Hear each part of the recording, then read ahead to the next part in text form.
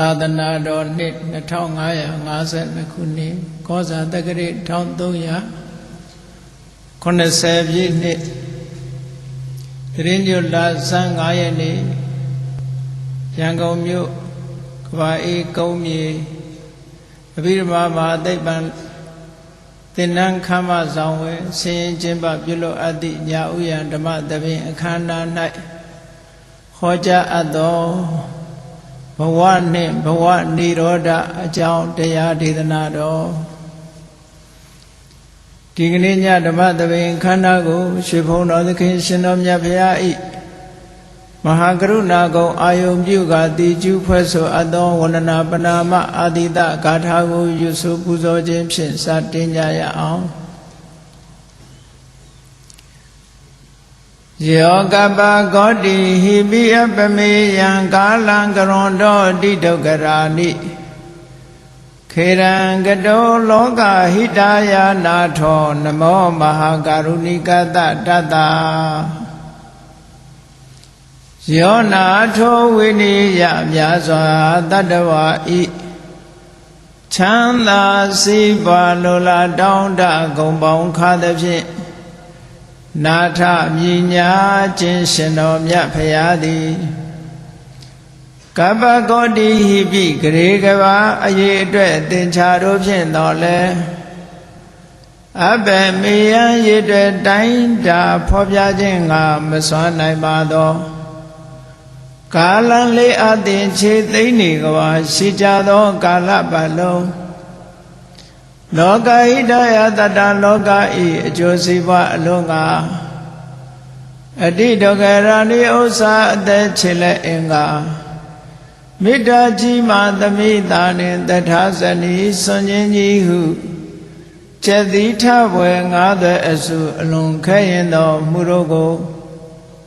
ကရွန်တော်ဖရာဖြစ်ရန်ဤတန်ကျုပ်ကုတ်အာထုတ်တော်မူရသည်ဖြစ်၍ခေရန်လက်ချေမျက်လုံးအသက်ဆုံးလည်းရဲ့နှလုံးစိတ်ဝံကိုရောဤပင်မခြင်းတို့ကတောဘဝဒါနချိန်ဖန်များစွာရောက်တော်မူခဲ့ရရှာလေပြီမဟာကရုဏိကတတ္တဝါများရင်ဝဲသားကဲ့သို့တနာချစ်ခင်မဟာကရုဏာရှင်ဖြစ်တော်မူသောတသနာထသဝိနည်းများစွာတတ္တဝါဤချမ်းသာစိပါလိုလားတောင်းတဂုံပေါင်းခါသဖြင့်နာထမြညာထိုရှင်တော်မြတ်ဖရာအားနမောယုတိပြောင်းပြော့မှန်ကိုလျော်၍ကရောယုကျိုးရှိခိုးခြင်းသည်အထုဘဝတုစင်စစ်မသွေဖြစ်ပါစေတည်း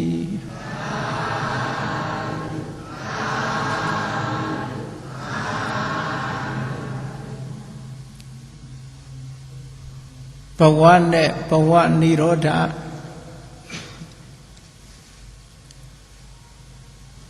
ဘုန်းကြီးတို့တွေဘဝတစ်ခုကိုရရှိပြီးတော့ထားကြတယ်ထိုဘဝတစ်ခုဟာဘာကြောင့်ဖြစ်နေသလဲဆိုတာကိုဘုရားမြတ်စွာရဲ့ဒေသနာတော်တွေထဲကနေထုံနှုံပြီးတော့ပြောရမယ်ဆိုရင်အင်္ဂုတ္တရနိကေမှာဘုရားမြတ်စွာကရှင်အနန္ဒမထေရမြတ်ရဲ့အမေးကိုဖြေတဲ့အနေနဲ့ဘဝဆိုတာဘာကြောင့်ရလာရသလဲဆိုတာကိုအချင်းချင်းဟောထားတာရှိပါတယ်ရှင်အနန္ဒမထေရမြတ်ကမေးလျောက်တယ်ရွှေဘုန်းတော်သခင်ရှင်တော်မြတ်ဖရာတဲ့ဘဝလို့ပြောနေကြပါတယ်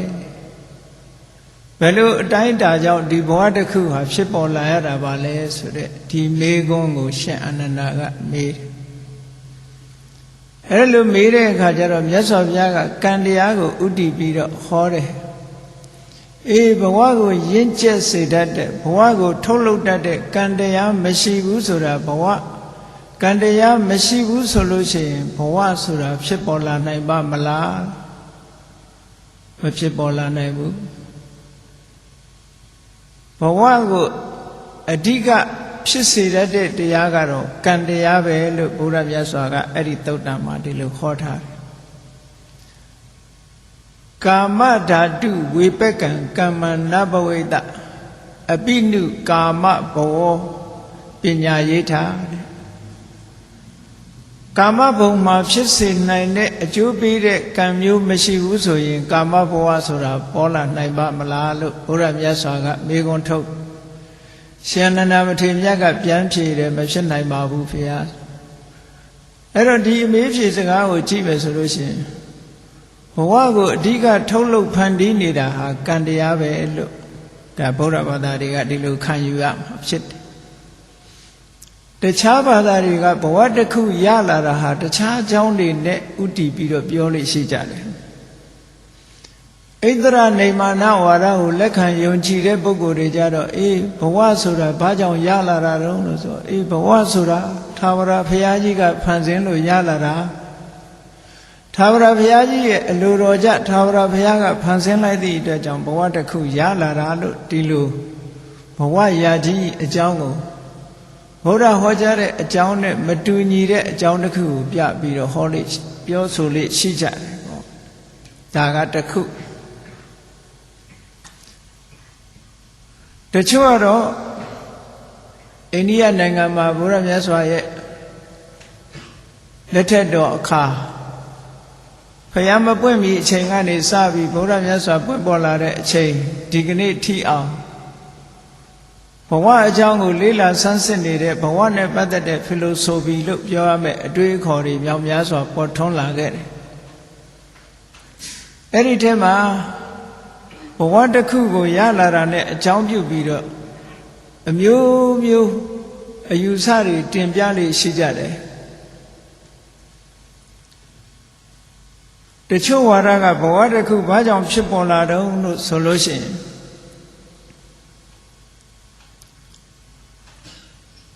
ကောင်းကင်မှာလွင့်ပြန်နေတဲ့မြူမှုန်ကလေးတွေဟာထိုမြူမှုန်ကလေးတွေဟာတစ်ခုနဲ့တစ်ခုပေါင်းမိသွားလို့ရှိရင်ပေါင်းမိရာကစပြီးဘဝတစ်ခုဖြစ်ပေါ်လာတယ်လို့ဒွိအနုကဝါဒဆိုပြီးတော့ဒီလိုလည်းပဲဘဝရဲ့အစကိုပြောကြတာရှိတယ်ပေါ့စံခယာဖလိုဆိုပြီးလို့ခေါ်တဲ့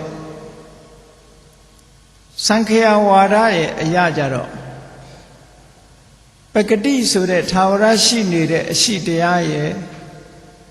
သူတို့အခေါ်နဲ့ပုရုရှလို့ဆိုတဲ့နန္တရားရဲ့အဲ့ဒီနှစ်ခုပေါင်းစပ်လိုက်တဲ့အခါပကတိနဲ့ပုရိသပေါင်းစပ်လိုက်သည့်အတွက်ကြောင့်ဘဝတစ်ခုဟာဖြစ်ပေါ်လာတယ်လို့စံခယာဝါဒကဒီလိုဆိုတယ်အဲ့ဒီလိုပဲဘဝဖြစ်ပေါ်လာတာတွေနဲ့ပတ်သက်ပြီးတော့မိမိတို့စိတ်แท้ထင်ရာဝိမန္တာနုစရိတလို့ခေါ်တဲ့သူတို့ရဲ့အတွေးအခေါ်တွေးကြည့်ပြီးတော့ဘဝတစ်ခုဟာဘယ်လိုပေါ်လာတာလို့ပုံစံအမျိုးမျိုးဖော်ပြီးတော့ပြောကြတယ်သို့တော်ထိုပြောဆိုချက်တွေဟာတခုမှမှန်တယ်လို့မဆိုနိုင်ဘူးဘာဖြစ်လို့တုံးဆိုတော့ဘုရားမြတ်စွာကအဲ့ဒီအကြောင်းချင်းရာတွေကြောင့်ဖြစ်တာမဟုတ်ဘူးလို့ညင်းဆိုထားခဲ့တာဖြစ်ပါဘုရားမြတ်စွာရဲ့အလိုတရားကတော့အေးဘဝတစ်ခုရလာတာဟာကံကြောင့်ရလာတာလို့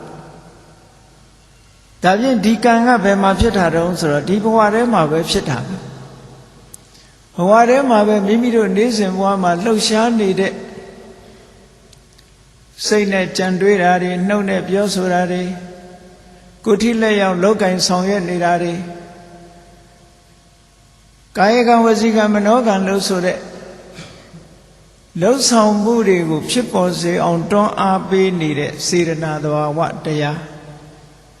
အဲ့ဒီစေရနာသဘာဝတရားနဲ့စိတ်ထဲမှာဖြစ်ပေါ်လာတဲ့စွမ်းအားရှိတဲ့စေတသိက်အချုပ်အဲ့ဒီတရားတွေကိုကံလို့ဘုရားမြတ်စွာကသတ်မှတ်ပြီးတော့ဟောကြားတယ်အဲ့ဒီကံတရားတွေဟာစွမ်းအားရှိတယ်ဘဝတစ်ခုကိုထုတ်လုပ်နိုင်တဲ့စွမ်းအားရှိတယ်သို့သောဒီကံတရားတွေဟာသူတို့ကြီးတက်တက်ဘဝတစ်ခုကိုထုတ်လုပ်နိုင်သလားလို့ဆိုတော့မထုတ်လုပ်နိုင်ဘူးဥပမာမဲ့မျိုးစေ့လေးတစ်ခုကအပင်တစ်ပင်ကိုပေါက်စေတယ်ဆိုတဲ့နေရာမှာမျိုးစေ့လေးကြီးတက်တက်မထုတ်လုပ်နိုင်ဘူးမြေနဲ့ရေနဲ့ပေါင်းစပ်မှထိုမျိုးစေ့လေးဟာအပင်တစ်ခုကိုထုတ်လုပ်နိုင်တယ်အပင်ပေါက်လာနိုင်တယ်အဲ့ဒီသဘောပဲ ကံတတ်တတ်နဲ့ဘဝတစ်ခုကိုမရနိုင်ဘူးထိုကံရဲ့အကူအညီဖြစ်တဲ့အကြောင်းတရားတွေကပေါင်းစပ်ထားမှသာလျှင်ကံတဲ့ဘဝတစ်ခုဆိုတာဖြစ်ပေါ်လာနိုင်တယ်ဒါကိုဘုရားမြတ်စွာကပရိစ္ဆသမုပ္ပါမှာအကြောင်းနှစ်ခု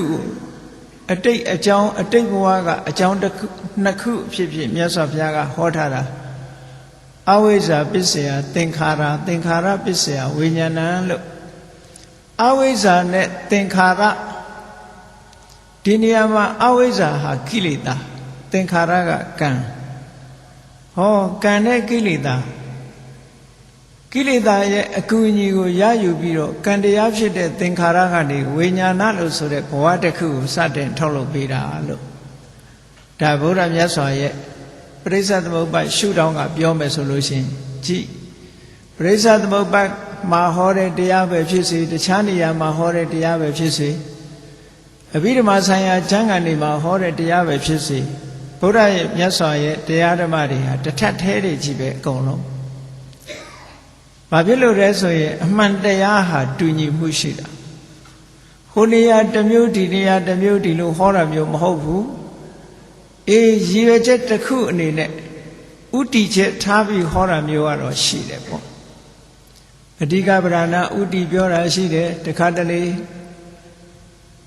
အချမ်းရအကြောင်းတရားတစ်ခုကိုဥတီပြောတာရှိတယ်သို့သောအဓိကဗရဏတရားတစ်ခုကိုဥတီပြောလိုက်လို့ရှိရင်ချမ်းရအကြောင်းတရားတွေလည်းပါလာနိုင်တယ်ဒါကြောင့်ပရိစ္ဆသမုပ္ပါနဲ့ကြည့်မယ်ဆိုလို့ရှိရင်အဝိဇ္ဇာဆိုတဲ့တဘာဝတရားကအမှန်တရားကိုဖုံးကွယ်ပြီးတော့ပေးထားတယ်အမှန်တရားကိုဖုံးကွယ်ထားသဖြင့်ဆင်းရဲတာကိုချမ်းသာတယ်လို့ထင်တယ်မမြဲတာကိုမြဲတယ်လို့ထင်လာတယ်ကိုယ့်ရဲ့စွမ်းဆောင်မှုလုပ်လို့ရတာကိုကိုယ့်ရဲ့အလိုတိုင်းမဖြစ်နိုင်တာကိုဖြစ်နိုင်တယ်လို့ထင်လာတယ်ဆိုတဲ့အထင်အမြင်မှားယွင်းမှုတွေကိုအဝိဇ္ဇာကနေပြီးတော့ဖန်တီးပေးထားတယ်အမှန်တရားကိုကာဝယ်ပေးထားတယ်အဲ့ဒါလို့အမှန်တရားကိုကာဝယ်ပေးထားတဲ့အခါကျတော့အမှန်ကိုမသိသည့်အတွက်ကြောင့်လုံးမိလုံးရတယ်လုံးတယ်ဟောအဝိဇ္ဇာပစ္စယသင်္ခါရလို့ကံတရားတွေဟာဒီလိုဖြစ်လာအဲ့ဒီကံတရားတွေဖြစ်လာလို့ကံတရားတွေကစုမိဆောင်းမိဖြစ်လာတာနဲ့တပြိုင်နက်ထိုကံတရားတွေကကိလေသာရဲ့အကူအညီကိုယူပြီးတော့ဝိညာဏလို့ဆိုတဲ့ဘဝတစ်ခုရဲ့အစကိုစတင်ထုတ်လုပ်တာဒီကနေစပြီးဘဝဆိုတာရလာတာလို့အဲ့တော့လူသားတွေအနေနဲ့ကြည့်မယ်ဆိုလို့ရှိရင်ဒီနေရာမှာသင်္ခါရပစ္စယဝိညာဏသင်္ခါရဆိုတာကံတရားထိုသင်္ခါရဆိုတဲ့ကံတရားသည်အဝိဇ္ဇာဆိုတဲ့ကိလေသာရဲ့အကူအညီအဝိဇ္ဇာကိုဥတီပြောပေမဲ့လို့အဝိဇ္ဇာတစ်ခုတည်းကသင်္ခါရကိုအကူအညီပေးတာမဟုတ်ဘူးတဏှာကလည်းအကူအညီပေးသေးတယ်အဝိဇ္ဇာဆိုတဲ့ကိလေသာကိုပြောလိုက်တဲ့ဖြင့်တဏှာဆိုတဲ့ကိလေသာလည်းဒီထဲမှာပါနေတယ်ဆိုတာကိုမှတ်ရမယ်ပေါ့အဓိကဗရဏတစ်ခုကိုပြောလိုက်လို့ရှိရင်ဗရဏမဟုတ်တဲ့ဟာလည်းပဲပါဝင်မိသားဖြစ်သွားတယ်ဒါကြောင့်ပရိစ္ဆသမုပ္ပါမှာကြည့်မယ်ဆိုရင်ကိလေသာနဲ့ကံဒီပူးပေါင်းပြီးဘဝတစ်ခုကိုဖန်တီးထားတယ်ထုတ်လုပ်ထားတယ်ဆိုတာဟာအမတန်မှထင်ရှားတယ်ဒါကိုလက်ခံလိုက်တာနဲ့တပြိုင်နက်ပဂတိတို့ပုရိသတို့ဒီနှစ်ခုပေါင်းစပ်လို့ဖြစ်လာတာဆိုတာလည်းမဟုတ်ဘူးမြူမုံလေးနှစ်ခုပေါင်းစပ်ရာကနေပြီးတော့အသက်ဝင်လှုပ်ရှားလာတာဆိုတာလည်းမဟုတ်ဘူးထာဝရဘုရားကနေပြီးတော့ဖန်ဆင်းလိုက်တာဆိုတာလည်းမဟုတ်ဘူးတဲ့တကယ်တော့ဖန်ဆင်းနိုင်တဲ့ထုတ်လုပ်နိုင်တဲ့စွမ်းအားတွေဟာ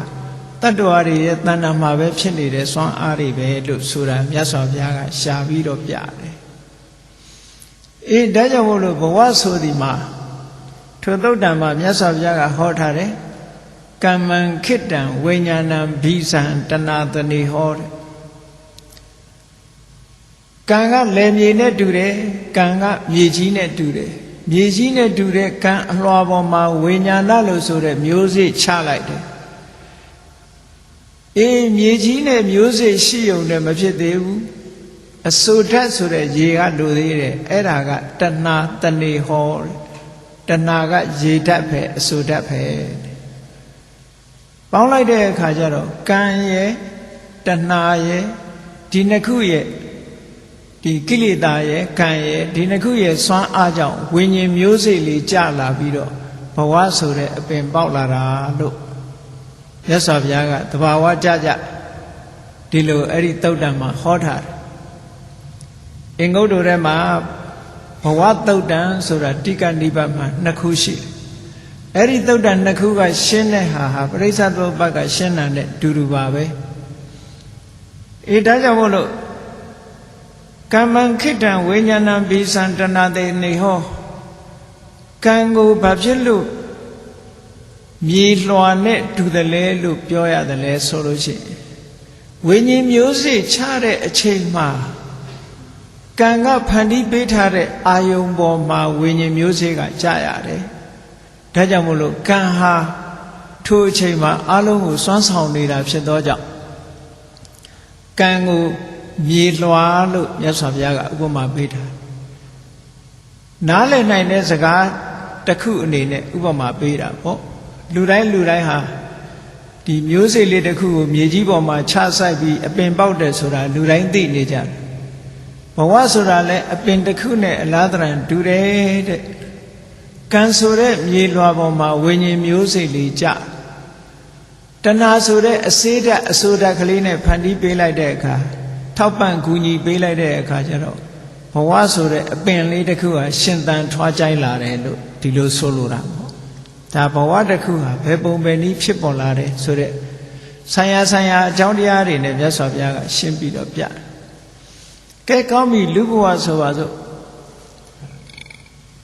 ဘုန်းကြီးတို့တွေဟာလူဘဝကိုဘယ်ပုံပဲနည်းရောက်လာကြသလဲဘဝတစ်ခုကိုဘယ်လိုရလာသလဲလို့ပြန်ပြီးတော့ကိုယ့်ဘဝကိုပြန်ပြီးတော့ကြည့်မယ်ပရိစ္ဆသမုပ္ပါဒ်နဲ့ကြည့်မယ်အခြားသုတ်တန်တွေနဲ့ညှိပြီးတော့ကြည့်မယ်ဆိုလို့ရှိရင်လွန်ခဲ့တဲ့အတိတ်ဘဝတော့ကအဝိဇ္ဇာဆိုတဲ့အမှန်မသိမှုမိမိတို့ရဲ့စိတ်ကိုလွှမ်းမိုးထားတယ်အဲ့ဒါလို့လွှမ်းမိုးထားသည့်အတွက်ကြောင့်ဒုက္ခကိုဒုက္ခထင်ပြီးတော့ကောင်းလို့ရာထင်ပြီးတော့ကံတရားတွေကိုပြုလုပ်ခဲ့ကြတယ်အဲ့ဒီကံတရားတွေကိုပြုလုပ်ခဲ့ကြသည့်အတွက်ကြောင့်ကံတရားတွေဟာမိမိတို့ရဲ့ဒီ mental process လို့ခေါ်တဲ့စိတ်အစဉ်ထဲမှာကိန်းဝတ်ပြီးတော့လာနေကိန်းဝတ်လာတော့အင်အားတွေရှိလာအတိတ်ဘဝတစ်ခုမှာကံတွေဟာစုဆောင်မိလာတယ်ဘဝပေါင်းများစွာကစွန့်ရည်တွေဟာမိမိတို့ရဲ့စိတ်အစဉ်ထဲမှာကာမတတ္တိလို့ဆိုတဲ့စွန့်ရည်တတ္တိတွေစုဆောင်မိ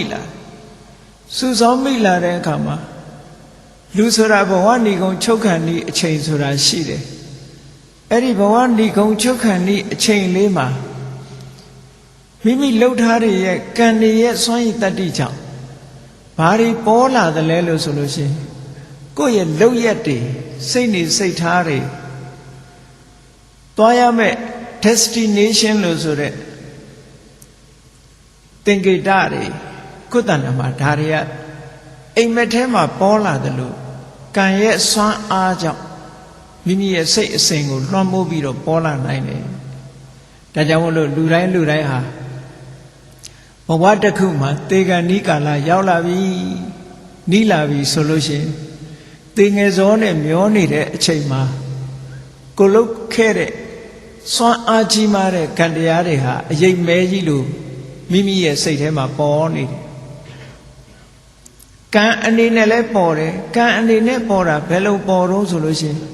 အခုလောလောဆယ်ပဲမကောင်းတဲ့အလုပ်တွေလုပ်နေရတယ်လို့ကောင်းတာတွေလုပ်နေတဲ့ပုဂ္ဂိုလ်ကြလည်းအခုလောလောဆယ်ပဲကောင်းတဲ့အလုပ်တွေလုပ်နေရတယ်လို့စိတ်ထဲမှာခံစားနေရတယ်ဟောဒီကံတရားတွေဟာဒါဘယ်သူကနေပြီးပေါ်ခိုင်းတာတော့ဆိုရင်ကံရဲ့စွမ်းအတ္တတ္တိကနေပြီးတော့ပေါ်ခိုင်းတာကံဆိုတဲ့တဘာဝစွမ်းအားတွေပေါ်နေတယ်ဥပမာဆိုအားစို့နေ့စဉ်ကမ္မထမ်းထိုင်တဲ့ပုဂ္ဂိုလ်တယောက်ဆိုလို့ရှိရင်သေကံဤကြတော့ဖျားရှိမှကမ္မထမ်းထိုင်ပြီးတော့စိတ်ထဲမှာကမ္မထမ်းအာယုကိုမှတ်နေတယ်ဆိုတဲ့အနေအထားမျိုးလေးစိတ်ထဲမှာပေါ်ပြီးတော့နေတယ် အဲ့ဒါကံဆိုတဲ့စွမ်းအားတစ်ခုအသစ်ပြန်ပြီးတော့ဖြစ်တဲ့အနေနဲ့အတိတ်ကဖြစ်ခဲ့တဲ့ကံတွေဟာအဲ့ဒီအချိန်မှာတကယ်လုံနေတဲ့အနေအထားမျိုးပြန်ပြီးတော့ပေါ်လာရတယ်အဲ့ဒီအတိတ်ကံဟာလားပေါ်မကောင်းတာလုပ်တဲ့ပုဂ္ဂိုလ်ကလည်းအဲ့ဒီအချိန်မှာမကောင်းတဲ့စိတ်တွေကအဲ့ဒီအချိန်မှာလာပြီးတော့ပေါ်နေတယ်လွှမ်းမိုးနေတယ်ကိုနေ့စဉ်လုပ်နေတဲ့အထဲမှာမကောင်းတဲ့အလုပ်ကလည်းမကောင်းတာတွေကိုလာပြီးမကောင်းတဲ့စိတ်အနေအထားတွေပေါ်နေတယ်ကောင်းတာလုပ်နေတဲ့ပုဂ္ဂိုလ်ကလည်းကောင်းတဲ့စိတ်အနေအထားတွေပေါ်နေတယ်အတိတ်ကဖြစ်ပေါ်လာခဲ့တဲ့မိမိလုပ်ခဲ့ဘူးတဲ့အရာတွေကထိုအချိန်မှာပြန်လီတတိယပြီးတော့မိမိစိတ်အစဉ်ကိုလွှမ်းမိုးနေတယ်ဒါကိုကံအာယုံလို့ဒီလိုပြောတာအဲ့ဒါဘယ်သူကနေလွှမ်းမိုးအောင်လုပ်ထားတော့ဆိုတော့ဒီကံရဲ့စွမ်းအားကပဲလွှမ်းမိုးအောင်လုပ်ထားနောက်တစ်မျိုးပေါ်လာနိုင်တာကဘာပေါ်လာနိုင်တော့ဆိုရင်ကံပေါ်လာတာနဲ့တပြိုင်နက်ဘာတွေပေါ်နိုင်သေးတော့ဆိုရင်ကမ္မနမိတ်လို့ဆိုတဲ့ conditions of karma ကံရဲ့အချမ်းရအကြောင်းတရားတွေကလည်းပေါ်လာနိုင်တယ်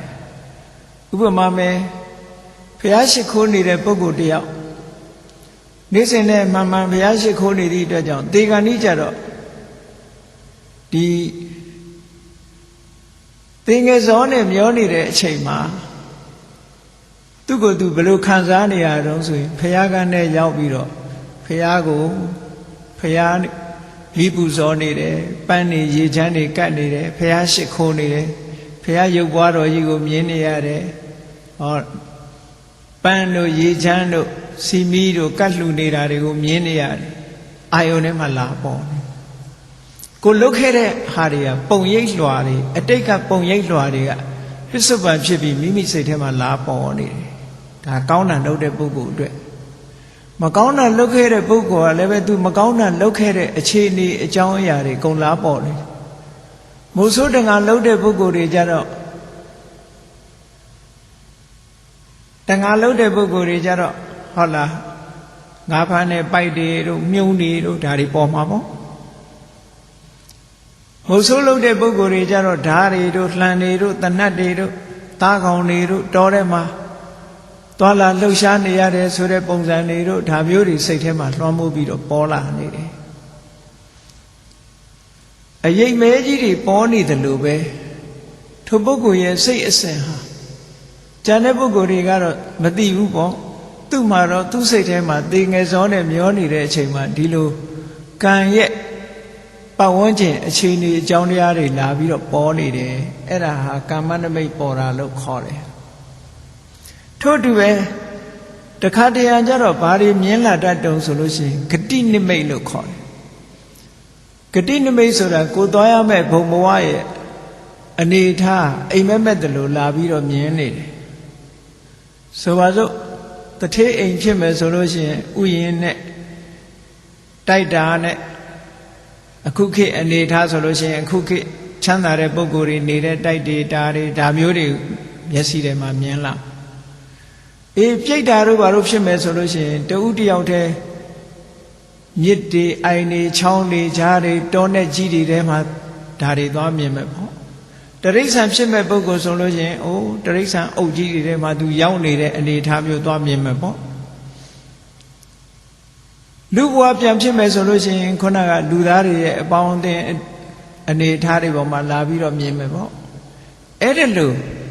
ဂတိနမိတ်ဆိုတာပုံစံလွှာအမျိုးမျိုးနဲ့မြင်တယ်ငရဲကြတဲ့ပုဂ္ဂိုလ်ဆိုလို့ရှိရင်လည်းမိဘုံကြီးတွေထဲမှာသူ့ကိုမိတွေဝိုင်းခံနေရတယ်သူနေတဲ့အိမ်ကိုမိတွေလောင်းနေတယ်ဆိုတဲ့ခံစားမှုမျိုးတွေခံစားနေရတယ်ဒါသေကံဤမှာဘယ်သူမှရှောင်လွဲလို့မရနိုင်တဲ့ဒီအာယုန်နမိတ်တွေလို့ခေါ်တာပေါ့အဲ့ဒီအာယုန်နမိတ်တွေဆိုတာဟာမေတ္တန်ကုသိုလ်ကောင်းမှုရှိတဲ့ပုဂ္ဂိုလ်တွေကြတော့ဘလောက်တိအောင်ဒီဂတိနမိတ်တွေကပေါ်လာတတ်တုံးလို့ဆိုရင်ဓမ္မိကဥပဒကာရဲ့ဝတ္ထုဇာလန်းလေးကိုကြည့်ပဲဆိုလို့ရှိရင်ဓမ္မိကဥပဒကာကြီးဟာဥပဒကာအချမ်းရံ900နဲ့ဘုရားကျောင်းနေ့စဉ်သွားတရားဓမ္မနာပြီးတကယ်သူတော်ကောင်းကြီးပဲကောင်းတဲ့အလုပ်တွေနေ့စဉ်လုပ်နေတဲ့အဲ့ဒီဓမ္မိကဥပဒကာနောက်ဆုံးနေ့ရောက်လာတဲ့အခါကျတော့ဘာဖြစ်တုံး ယောဂဝေဒနာဖြစ်လို့မထနိုင်တော့ဘူးအဲ့ရတဲ့လဲနေတဲ့အချိန်မှာတရားနာခြင်းနဲ့စိတ်ပေါ်လာအေးတန်ဃာတွေပင့်ပေးပါတန်ဃာတွေပင့်ပေးပါသူတရားနာခြင်းနဲ့ဆိုအဲ့တော့တန်ဃာတွေသွားပင့်ရောက်လာတဲ့အခါကျတော့ဘုရားစုစုဟောတော်မူခဲ့တဲ့တတိပဋ္ဌာန်တုတ်ကိုသူနာခြင်းပါတယ်တတိပဋ္ဌာန်တုတ်ကိုရွတ်ဖတ်တရေစေပေးတော်မူကြပါလို့ဆိုပြီးအဲ့လိုယဟန်တန်ဃာတွေကတတိပဋ္ဌာန်တုတ်ကိုရွတ်ဖတ်နေတဲ့အချိန်မှာသူ့ရဲ့ဂတိနမိတ်အနေနဲ့ဘာတွေပေါ်လာတော့ဆိုသူ့အိမ်ရှိမှာနတ်ပြည်ကနေပြီးတော့ယထာ9ဆင်းသူ့အိမ်ရှိရောက်လာတာကိုသူမြင်တယ်မြင်တော့အဲ့ဒီယထာ9ဆင်းပေါ်မှာမောင်းလာတဲ့နတ်တွေကအချင်းချင်းပေါ့အေးဒုနတ်ပြည်ကိုခေါ်သွားမယ်ဟိုကလည်းဒုနတ်ပြည်ခေါ်သွားမယ်နဲ့ဆိုပြီးတော့ဒီနတ်ပြည်6ထပ်ကနတ်တွေယထာတွေကယထာပေါ်မှာပါလာတဲ့နတ်တွေကကိုနတ်ပြည်ကိုခေါ်မယ်လို့ဆိုပြီးတော့အချင်းချင်းစကားပြောကြတဲ့အတန်လေးဥပဒကကြီးကိုဒုနတ်ပြည်ခေါ်မယ်ဟိုကလည်းဒုနတ်ပြည်ခေါ်မယ်နဲ့အဲ့ဒါလိုပြောနေတဲ့အတန်လေးပြီးတော့နတ်တွေကသူယထာစီးပါကိုယထာစီးပါနဲ့ဟုတ်လားအခုခေတ်ဒီကဘတ်စကားတွေလို့ပေါ့အဲ့ဒါလို့ခေါ်ကြတာအဲ့ဒါလို့ခေါ်တော့တရားနာနေတဲ့ဥပဒကကြီးကနေကြပါအောင်ဆိုင်းကြပါအောင်ဆိုင်းကြပါအောင်အဲ့နတ်တွေကိုသူကလှမ်းပြောလိုက်တာဆိုင်းပါအောင်ဆိုင်းပါအောင်လို့ပြောလိုက်တဲ့အခါကျတော့ယဟန်တော်တွေကမဟာတတိပဋ္ဌာန်တုတ်ကိုရွတ်နေတာကိုရွတ်နေတော့ယဟန်တွေကသူတို့ကိုဆိုင်းခိုင်းတာမှတ်ပြီးတော့ရွတ်တာဖတ်တာကိုရပ်နာပြီးတော့ကဲအခြေအနေတော့မလှဘူးပြန်ကြမှာပဲဆိုပြီးတော့ယဟန်တန်ဃာတွေကအကြောင်းပြန်သွားအဲ့ဒီဓမ္မိကဥပဒကကြီးကလည်းမေ့မျောသွားပြီးပြန်တတိလဲလာတဲ့အခါကျတော့ဟောတန်ဃာတော်တွေဘယ်ကြွသွားတော့ဆိုတော့သူသားသမီးတွေကငိုးယူပြီးပြောကြတာဗောအဖေပဲပြောတာဆိုင်းမအောင်ဆိုင်းမအောင်ဆိုလို့သူတို့ဆက်မရွတ်ဖဲနဲ့ပြန်ကြွသွားကြပြီငါကသူတို့ဆိုင်းခိုင်းတာမဟုတ်ဘူးတဲ့ဟောဒီအိမ်ပေါင်းဝမှာယထာ90နတ်ပြည်ကယထာ90နေစိုက်ပြီးသူတို့ကအတင်းခေါ်နေလို့ခဏနေကြပါအောင်တရားနာပါရစေအောင်နဲ့ပြောတာခဏဆိုင်အောင်လို့ဆိုတာသူတို့ပြောတာမဟုတ်ဘူးနတ်တွေကိုပြောတာယဟန်တွေကိုပြောတာမဟုတ်ဘူးလို့ဆိုတော့သားသမီးတွေကဘယ်ယုံမလဲသူတို့မှမမြင်ရတာကိုမမြင်ရတဲ့အခါကျတော့သူကမေးတယ်အဲ့မှာယထာ9ဆင်းဆိုင်နေတာမမြင်ရဘူးလားဆိုမမြင်ရဘူးတဲ့အဖေတေကန်ဤကိုရောင်ရမ်းပြီးတော့ရှောက်ပြောနေတာပါလို့ဒီလိုပြောကြတော့မဟုတ်ဘူးတဲ့မင်းတို့စီမှာပန်းကုန်းရှိသလားပန်းကုန်းတကုန်းရှိရင်ငါပေးဆိုပြီးတော့ကဲနတ်ပြည်ထဲမှာဘယ်နတ်ပြည်အကောင်းဆုံးလုံးလို့ဆိုတော့ဩဘုရားအလောင်းတွေစံစားတဲ့တုတ်တိတနတ်ပြည်ဟာပို့ပြီးတော့ကောင်းတယ်နှစ်သက်ကျေနပ်စရာကောင်းလို့တုတိတလို့ခေါ်တာအဲ့ဒီနတ်ပြည်ဟာကောင်းဆုံးပဲလို့ယူဆတယ်အေးဒီလိုဆိုရင်ငါတုတိတနတ်ပြည်သွားမယ်တုတ်တိတနတ်ပြည်ကလာတဲ့ယထာကိုဟောဒီပန်းကုန်းကိုလှမ်းချိတ်လိုက်မယ်ဆိုပြီးတော့ပန်းကုန်းလေးကိုလှမ်းပြစ်လိုက်တာအဲ့ဒီတုတ်တိတနာယထာဥစွန်းမှာယထာပန်းကုန်းလေးကချိတ်နေတဲ့ပန်းကုန်းလေးကိုတော့မြင်ရတယ်ယထာကိုတော့မမြင်ရဘူးကြံတဲ့လူတွေကဒါကဘာလို့ဆိုဂတိနမိတ်ထင်တာတွေကိုပြောပြတာနော်သေကံဒီမှာကုသိုလ်ကောင်းမှုရှိတဲ့ပုဂ္ဂိုလ်တွေကအဲ့ဒါလိုပဲအဲ့ဒါလိုဂတိနမိတ်ထင်ပြီးတဲ့အခါကျတော့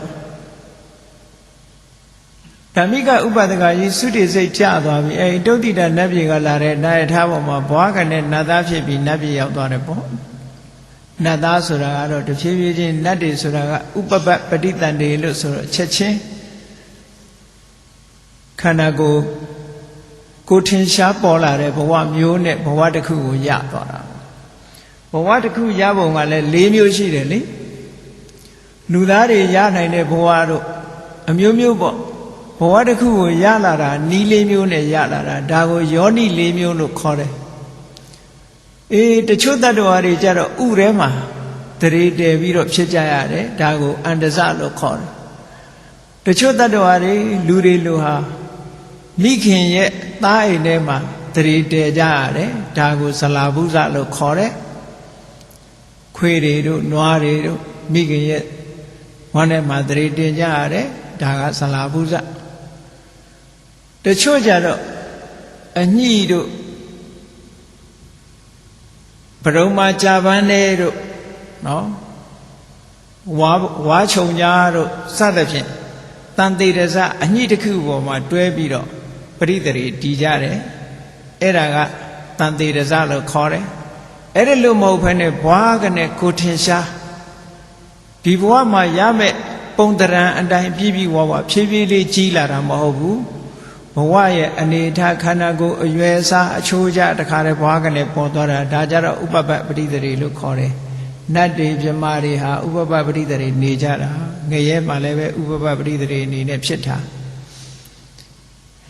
အဲ့ဒါလို့ကံရဲ့ကမ္မနမိတ်ရဲ့ဂတိနမိတ်ရဲ့လို့ဆိုတဲ့ဒီအာယုံ၃မျိုးဟာကံတရားရဲ့စွမ်းအားကြောင့်တေကံဤမှာပုဂ္ဂိုလ်တိုင်းပေါ်လာမှာပဲအဲ့ဒီပေါ်လာလိုက်တာဟာမှတ်ပုံတင်လိုက်တယ်လို့ပဲအောင်းမိနောင်ဘဝဖြစ်ဖို့ရာအတွက်မှတ်ပုံတင်လိုက်တာအဲ့ဒီအာယုံပေါ်မှာစိတ်ကညွတ်လိုက်တာနဲ့တပြိုင်နက်အဲ့ဒီအာယုံကိုဆွဲမိပြီးတော့ကံကပေးတဲ့အာယုံဖြစ်လို့ထိုကံကိုကံမှန်ခိတ္တံကံဟာမြေလွှာပဲလို့ဒီလိုပြောတယ်ကံကပေးထားတဲ့အာယုံပေါ်မှာဝိညာဉ်မျိုးစေ့လေးကြာလိုက်တယ်ဝိညာဉ်မျိုးစေ့လေးကြာလိုက်တဲ့အခါကျတော့အဲ့ဒီဝိညာဉ်မျိုးစေ့လေးကစပြီးတော့ဝိညာဉ်လေးဖြစ်လိုက်တာနဲ့တပြိုင်နက်ဆိုပါစို့လူသားတစ်ယောက်ဆိုလို့ရှိရင်အဘိဓမ္မာသဘောနဲ့ပြောမယ်ဆိုရင်မဟာဝိပဿစိတ်၈ခုတာမန်လူသားတစ်ယောက်မဟာဝိပဿစိတ်၈ခုတည်းက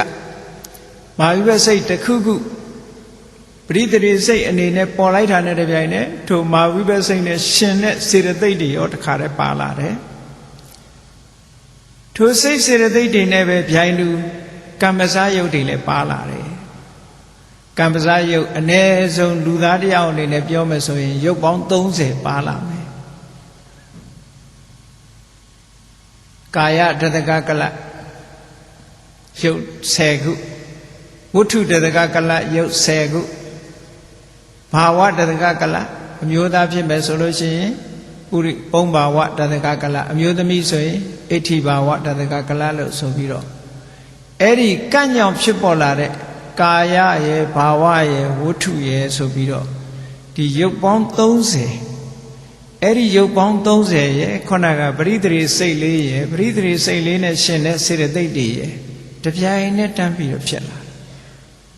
အဲ့ဒါကိုဝိညာဏံဗီဇံလို့ဒီသုတ်တံမှာမြတ်စွာဘုရားဟောတာဝိညာဉ်မျိုးစိတ်ကလေးကြလိုက်တာလို့ပြောတာဝိညာဉ်မျိုးစိတ်လေးကြလိုက်တဲ့အခါကျတော့နန္ဒီယုတ်တွေတိုးတက်လာတာအဲ့ဒါကိုပဲပရိစ္ဆသမုပ္ပါကြတော့ဘယ်လိုဟောတော့ဆိုဝိညာဏပစ္စယနာမရူပံဝိညာဉ်ကြောင့်နန္ဒီယုတ်တွေဖြစ်လာရတယ်လို့ဒီလိုခေါ်တာတကယ်ကတော့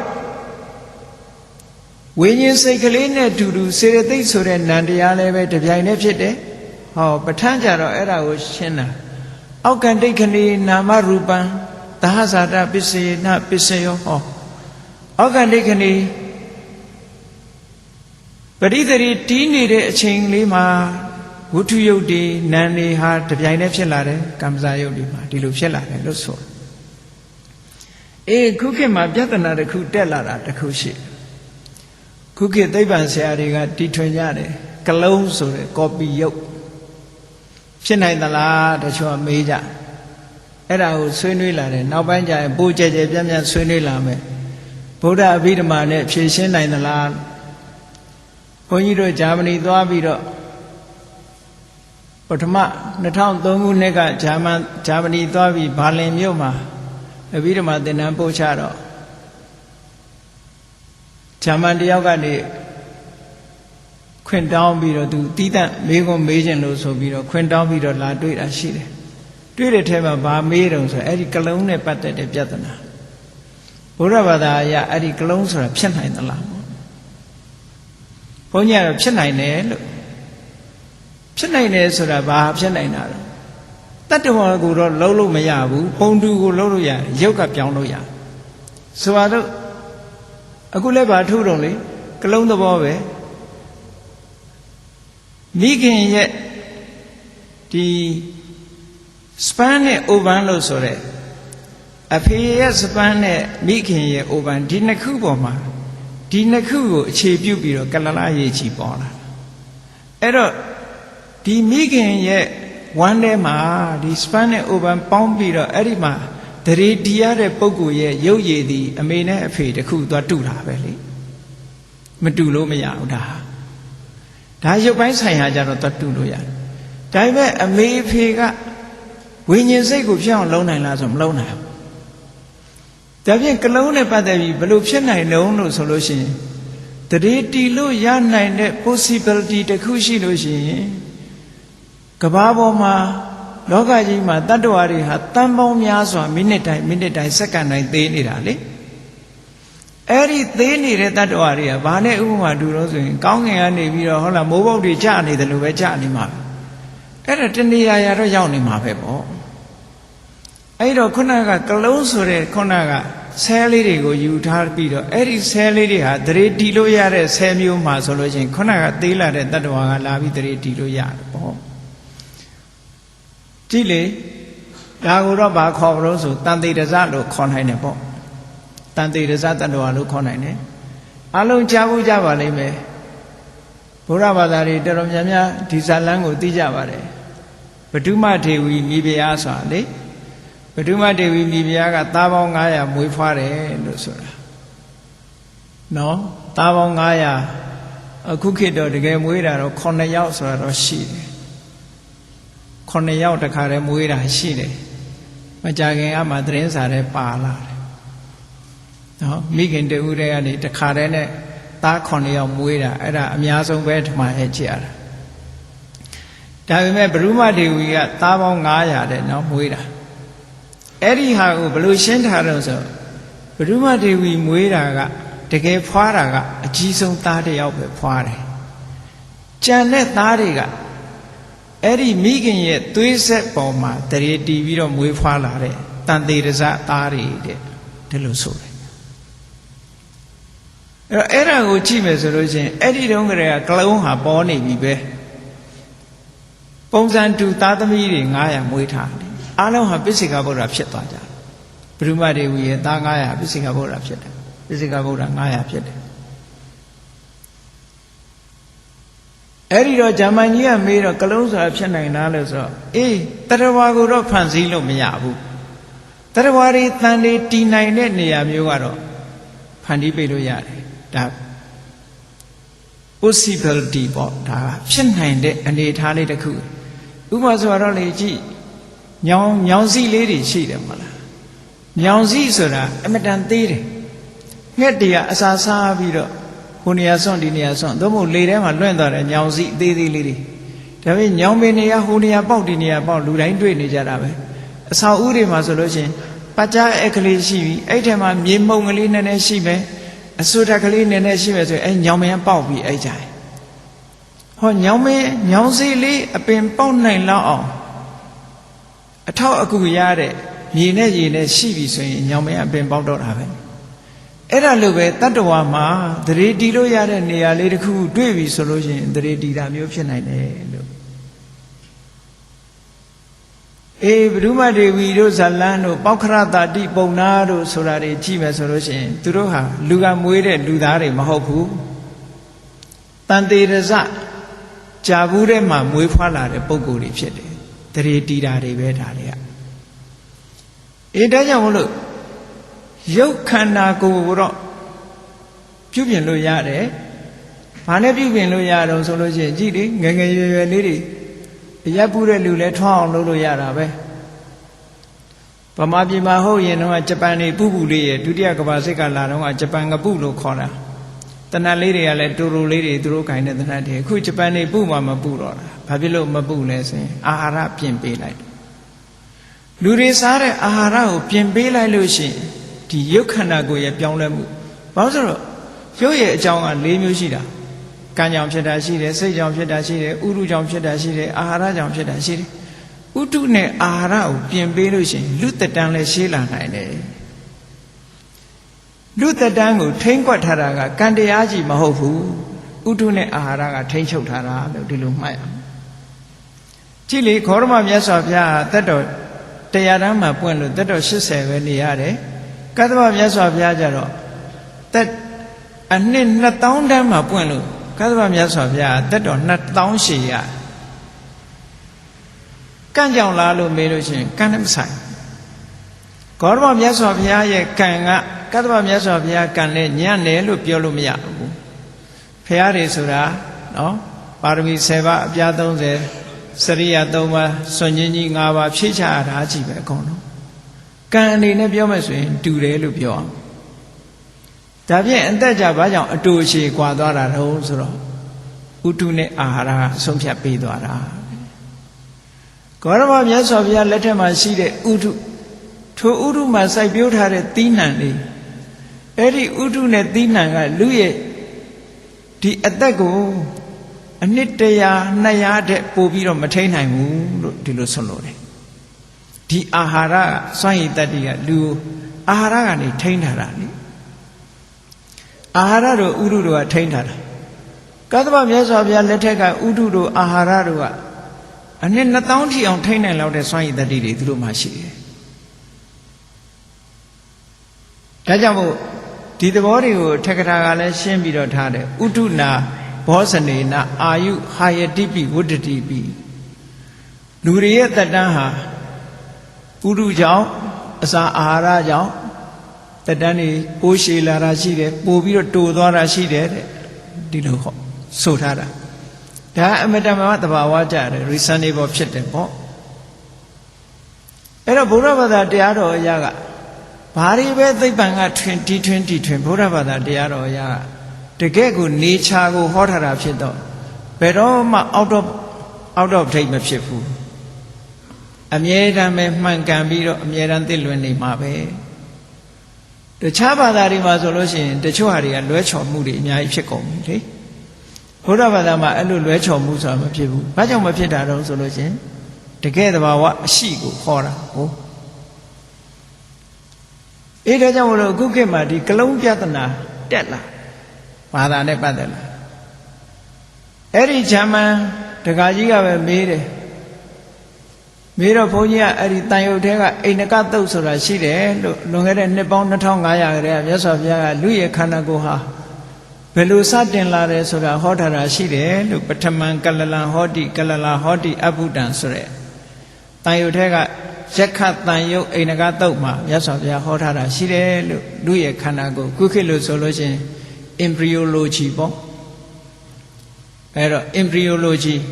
တရေသားတွေစပြီးတော့ဖြစ်ပေါ်လာပုံနဲ့ပတ်သက်ပြီးတော့လေ့လာထားတာဘုရားမြတ်စွာနှစ်ပေါင်း2500ဟိုဘက်ကတည်းကဟောထားဒီဟာခုကနေ့ခေတ်မှာပေါ်လာတဲ့သိပ္ပံနည်းမဟုတ်ဘူးเนาะဘယ်အချိန်မှာဘာဖြစ်တယ်ဘယ်အချိန်မှာဘာဖြစ်တယ်မြတ်စွာဘုရားဒီအတိအကျဟောထားတာ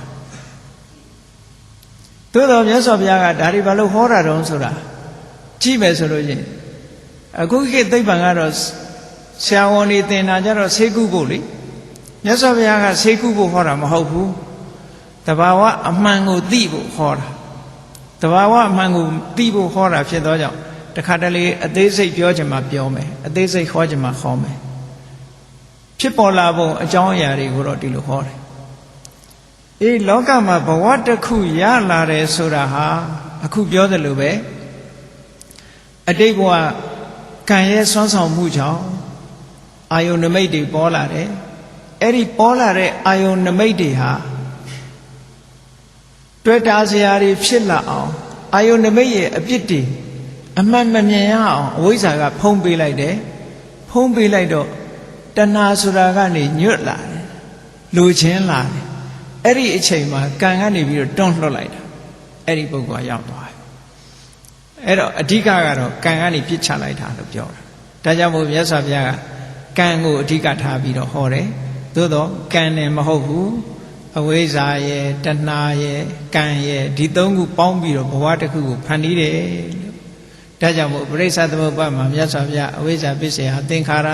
ပစ္စယဝိညာဏံလို့ဒီလိုဟောတယ်ဘဝတစ်ခုဟာဝိညာဉ်လေးကစလိုက်တာအေးဒီနေရာမှာလည်းပဲဆေးပညာရရဲ့အယူအဆနဲ့ဗုဒ္ဓအဘိဓမ္မာနဲ့မတူတာရှိသေးတယ်လူသားတွေရဲ့အသက်ဟာဘယ်ချိန်ကစတုံးလို့ဆိုလို့ရှိရင်အဲ့ဒီသင်္ခါရပစ္စယဝိညာဏံဆိုတဲ့ပရိသေဝိညာဉ်စိတ်လေးပေါ်တဲ့အချိန်ကလလရေကြီးမှာသရေစိတ်ကလေးပေါ်တဲ့အချိန်ကစပြီးတော့ဒါလူသားလို့သတ်မှတ်တယ်ဟုတ်လားအဲ့ဒီအချိန်မှာသွားပြီးတော့တစ်စုံတစ်ခုပျက်စီးအောင်လုပ်လို့ရှိရင်ဒါလူသားမှုပဲလူသားမှုပဲဒီကိစ္စနဲ့ပတ်သက်ပြီးတော့လည်းပဲအမေရိကမှာနေတော့ကဒီလိုပဲ abortion လုပ်တဲ့ကိစ္စတွေနဲ့ပတ်သက်ပြီးတော့ဒါဗုဒ္ဓဘာသာအရအပြစ်ရှိသလားမရှိဘူးလားတခြားဘာသာတွေကဒီအချိန်မှာအသက်မဝင်သေးဘူးပေါ့လူအသက်မဝင်သေးလို့အပြစ်မရှိတဲ့ရောင်ပြောတာတွေရှိတယ်ဗုဒ္ဓဘာသာအရကြတော့ဒါအပြစ်ရှိတယ်တတ္တဝါဖြစ်ပြီးအဲ့အချိန်မှာတတ္တဝါဆိုတာသုတိစိတ်ကြပြီးတာနဲ့တပြိုင်နက်ပရိသေစိတ်ကချက်ချင်းလာတာဆိုင်းနေတာမဟုတ်ဘူးသုတိပြီးရင်ပရိသေအဲ့ဒီပရိသေဟာသုတိကနေပြီးဖြစ်လာတာမဟုတ်ဘူးသုတိချုပ်သွားလို့ပရိသေစိတ်ကံရဲ့ဆွမ်းအားကြောင့်ပရိသေစိတ်ပေါ်လာတာ process အနေနဲ့တော့ဆက်ပြီးတော့နေတယ်လို့ဆိုလို့တယ်တန်တန်အနေနဲ့အစဉ်ဆက်မပြတ်ဖြစ်နေတယ်အဲ့ဒီလိုဘဝတစ်ခုနဲ့တစ်ခုဟာဒီလိုပေါ်ပြီးတော့လာကြတာကဲဘုန်းကြီးတို့လူသားတွေဘဝပဲကြည့်လိုက်အောင်ပရိသေဆိုတဲ့ဒီဝိညာဉ်စိတ်ကလေးပေါ်လာလိုက်တာနဲ့တပြိုင်နက်နာမရူပဆိုတဲ့ကံပစာယုတ်တွေတို့စေတသိက်တွေတို့ပေါ်လာတယ်အဲ့ဒီကနေပြီးတော့တဖြည်းဖြည်းနဲ့နန္တရားတွေကြီးထွားလာတယ်ယုတ်တရားတွေကြီးထွားလာတယ်သင်္ခါရဝိညာဏပစ္စယနာမရူပပရိသေဝိညာဉ်ပေါ်လာတော့ကြောင့်နာယုတ်တွေပေါ်လာတယ်အဲ့ဒီနေရာလေးမှာမဟာနိဒာနသုတ်မှာဆိုလို့ရှိရင်ဝိညာဏပစ္စယနာမရူပနာမရူပပစ္စယဝိညာဏလို့အပြန်အလှန်လေးဟောထားတာကိုတတိထားဘာဖြစ်လို့အပြန်အလှန်ဟောထားသလဲဆိုရင်ဝိညာဉ်နဲ့နာယုတ်နာယုတ်နဲ့ဝိညာဉ်ဒီအတုံးအပြန်အတုံးအလှဲ့ရှိတယ်သူကဝိညာဉ်မရှိဘဲနဲ့နာယုတ်မဖြစ်ဘူးနာယုတ်မရှိဘဲနဲ့လည်းဝိညာဉ်ကမတည်နိုင်ဘူးဒါမို့အောက်ကန္တိခဏီနာမရူပံတို့ဝတ္ထုဝိပါကာတို့အဲ့ဒီမှာဟောတာကဒီသဘောတွေကိုဟောတာမြတ်စွာဘုရားဒါပဋ္ဌာန်းမှာဒီပရိသေစိတ်ရဲ့ဟရယဝတ္ထုရဲ့အညမညဖြစ်တယ်သဟဇာတာဖြစ်တယ်ဆိုတာကိုပဋ္ဌာန်းမှာအတိလင်းဟောထားတာရှိတယ်ပေါ့ဒါကြောင့်အဘိဓမ္မာသဘောနဲ့ကြည့်မယ်ဖြစ်ရင်သုတ်တန်ကဆိုထားတဲ့နာမရူပပစ္စယဝိညာဏဝိညာဏပစ္စယနာမရူပဒီနှစ်ခုဟာအပြန်အလှန်ပရိစ္ဆသမုပ္ပါမှာရှေ့နောက်ဟောထားသည့်အတွက်ကြောင့်ဝိညာဉ်ကအရင်ဖြစ်ပြီးနာယုတ်ကနောက်မှဖြစ်တယ်လို့ဒီလိုမတွဲနဲ့ပြိုင်လူဖြစ်လာတာသို့တော့ဝိညာဉ်က leading condition ပေါ့ leading phenomenon သူဥဆောင်တာမို့သူ့ကိုပြောလိုက်တာလာတာအတူတူပဲဥဆောင်တာသူကဥဆောင်တယ်လို့ဒီလိုဆိုလို့တယ်အေးဘဝကိုအကျမ်းပြင်းပြောမယ်ဆိုလို့ရှိရင်ပရိသေဝိညာဉ်စိတ်လေးဖြစ်လိုက်တာနဲ့နန္ဒီယုတ်တွေဖြစ်လာနန္ဒီယုတ်တွေဖြစ်လာတော့ဘာတွေပါလာတော့ဆိုလို့ရှိရင် organ တွေပါလာတယ်ပေါ့လူရဲ့ကိုယ်အင်္ဂါတွေပေါ်လာတယ်ပါလာတယ်မျက်စိပါလာတယ်နားပါလာတယ်နှာခေါင်းပါလာတယ်လျှာပါလာတယ် sensitive body ပါလာတယ်နော် sense mind ပေါ်လာတယ်အဲ့ဒီဟာတွေကိုအာယတနလို့ခေါ်တယ်ဒါကိုပရိစ္ဆသမုပ္ပါကြတော့နာမရူပပစ္စယတလာယတနာအာယတနာ6ပါးလို့ပြောတာကဲအာရဏ6ပါးပြောတဲ့အခါကျတော့အာရဏ6ပါးပေါ်လာတော့ဘာဖြစ်တုံးဆိုရင်ဒါလူတဘာဝကိုစမ်းကြည့်ပေါ့မျက်စိပါတော့ဘာဖြစ်တုံးဆိုရင်မျက်စိကမြင်စရာတွေမြင်လာပြီလေအပြင်ဘက်တွေနဲ့ဆက်သွယ်မှုကမျက်စိကလှုပ်ပေးနေမျက်စိဖွင့်လိုက်တာနဲ့ပြင်ဘက်ကမြင်စရာအာယုန်တွေကိုမြင်တယ်မြင်လိုက်တဲ့အခါအသိစိတ်နဲ့မျက်စိအာယုန်နဲ့ပေါင်းမိမသွားဘူးလားပေါင်းမိသွားတာအဲ့ဒါတလာယရဏပစ္စယဖတ်တော်လို့ပြောတာနော်ထိတွေ့မှုဖြစ်သွားပြီထိတွေ့မှုဖြစ်သွားတော့ဘာဖြစ်လာတော့ဆိုရင်ဖတ်တာပစ္စယဝေဒနာတဲ့ခံစားမှုတွေပေါ်လာပြန်ခံစားတယ်လို့ဆိုတာဟာ experience အတွေ့အကြုံရသွားဒုက္ခဆိုလို့ရှိရင်ဆင်းရဲတဲ့အတွေ့အကြုံပေါ့ဒုက္ခဆိုရင်ချမ်းသာတဲ့အတွေ့အကြုံထိတွေ့ထားတာနဲ့တပြိုင်နက်ကောင်းတယ်မကောင်းဘူးတခါတည်းမှတ်တမ်းတင်ပြီးသားအတွေ့အကြုံတွေရသွားတယ်ဒါကြောင့်မို့ဖတ်တာပစ္စယဝေဒနာဒါလူသဘာဝပဲလူမှာမျက်စိနာနာလျာကိုယ်စိတ်ဆိုတာတွေပေါ်လာသည့်အတွက်ကြောင့်ဟုတ်လားပြင်မဲ့အာယုန်တွေနဲ့ဆက်သွယ်မှုတွေဖြစ်လာတယ်ပြင်မဲ့အာယုန်နဲ့ဆက်သွယ်မှုဖြစ်လာသည့်အတွက်ကြောင့်အတွေ့အကြုံတွေရလာတယ်ကောင်းတဲ့အတွေ့အကြုံမကောင်းတဲ့အတွေ့အကြုံဝေဒနာခံစားမှုတွေဖြစ်လာတယ်ဖြစ်လာတဲ့အခါကျတော့ကောင်းတဲ့အတွေ့အကြုံကျတော့ထပ်လိုချင်လာတယ်ဝေဒနာပစ္စယတဏှာဟောဒါလူရဲ့နေ့စဉ်ဘဝမှာဒီတိုင်းပဲဒါလူသားဘဝဆိုတာဒါကိုခေါ်တာပဲအဲ့ဒီလိုခံစားမှုတွေကိုထပ်လိုချင်လာတာဆိုတဲ့အခါလိုချင်မှုဒီပထမလိုချင်တာကနေပြီးတော့ဆွဲလန်းလာတာထိအောင်ဖြစ်လာတယ်တဏှာပစ္စယဥပါဒနာလိုချင်ုံနဲ့မကဘူးဆွဲလန်းလာတယ်ဆွဲလန်းလာတဲ့အခါမှာအတွေးခေါ်တွေပါလာတယ်ဒါ ဒါကြောင့်မို့ဥပါဒံကြတော့တဏှာတယ်မကဘူးဒိဋ္ဌိပါပါလာတယ်လို့ဆိုဇွဲလန်းမှုတွေပါဝင်လာတယ်အမြင်တွေပါဝင်လာတော့ဘာဖြစ်တော့ဥပါဒနာပစ္စယဘောတဲ့ဘဝတစ်ခုကိုတိဆောက်လာတယ်ကံတရားတွေအစ်စ်တွေလှုပ်လာတယ်လိုချင်တာတွေဆိုတော့လိုချင်တဲ့ဘာလို့တော့ရအောင်လုပ်တယ်ပေါ့ကြိုးစားလာတယ်